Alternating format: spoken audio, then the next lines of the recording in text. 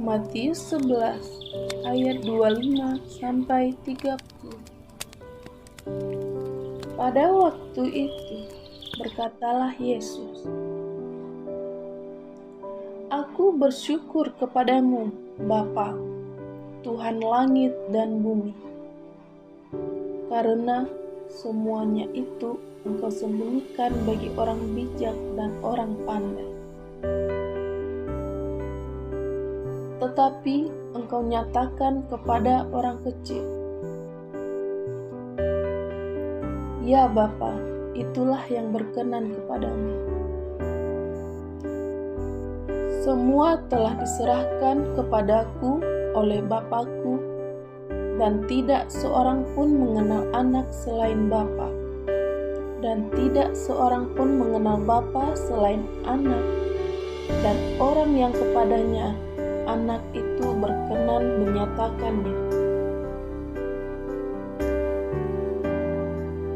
Marilah kepadaku, semua yang letih lesu dan berbeban berat, Aku akan memberi kelegaan kepadamu. Pikulah kuk yang kupasang dan belajarlah padaku, karena aku lemah lembut dan rendah hati, dan jiwamu akan mendapat ketenangan. Sebab kuk yang kupasang itu enak dan bebanku pun ringan."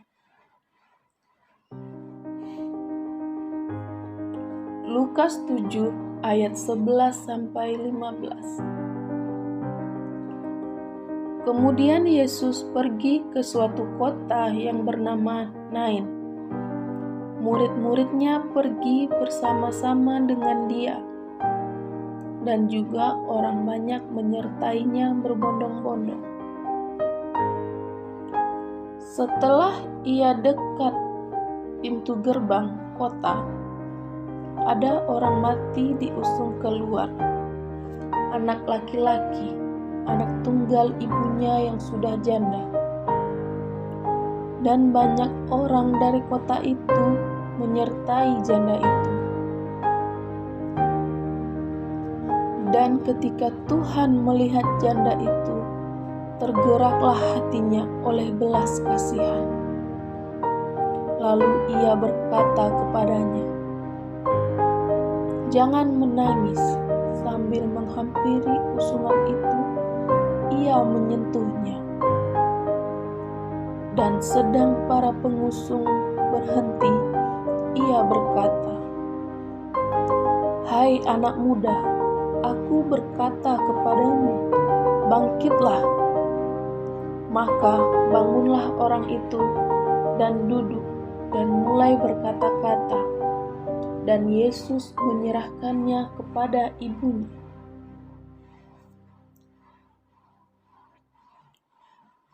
Lukas 21 ayat 1-4. Ketika Yesus mengangkat mukanya, ia melihat orang-orang kaya memasukkan persembahan mereka ke dalam peti persembahan. Ia melihat juga seorang janda miskin memasukkan 2 peser ke dalam peti itu. Lalu ia berkata, "Aku berkata kepadamu, sesungguhnya janda miskin ini memberi lebih banyak daripada semua orang itu. Sebab mereka semua memberi persembahannya dari kelimpahannya. Tetapi janda ini memberi dari kekurangannya. Bahkan ia memberi seluruh nafkahnya."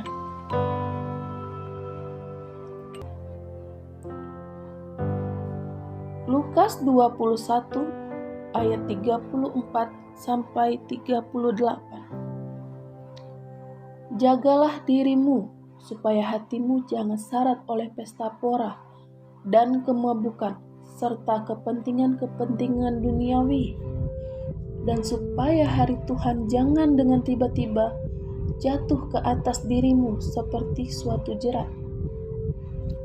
Sebab ia akan menimpa semua penduduk bumi ini. Berjaga-jagalah senantiasa sambil berdoa, supaya kamu beroleh kekuatan untuk luput dari semua yang terjadi itu, dan supaya kamu tahan berdiri di hadapan Anak Manusia. Pada siang hari, Yesus mengajar di bait Allah, dan pada malam hari ia keluar dan bermalam di gunung yang bernama Bukit Zaitun. Dan pagi-pagi semua orang banyak datang kepadanya di dalam bait Allah untuk mendengarkan Dia.